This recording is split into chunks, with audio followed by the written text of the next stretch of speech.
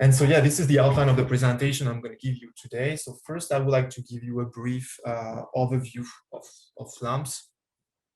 So I will be giving a very brief, of course, overview of MD in a nutshell. Then an overview of LAMMPS, how to use LAMMPS, also reasons to use LAMMPS, a couple of reasons to use LAMMPS, and a picture of the structure of LAMMPS, how LAMMPS is built as a code. Then I will be telling you a little bit more about two ongoing developments that I think are particularly useful. And of course, that's kind of biased from me because that's two of the packages I'm working on and I'm helping with the development of. And finally, I will be showing you telling you a little bit more about the work I've been doing, like the package I'm really in charge of the development in LAMMPS. So that spin package, which is allowing users to perform a couple spin and lattice calculations in LAMMPS. So couple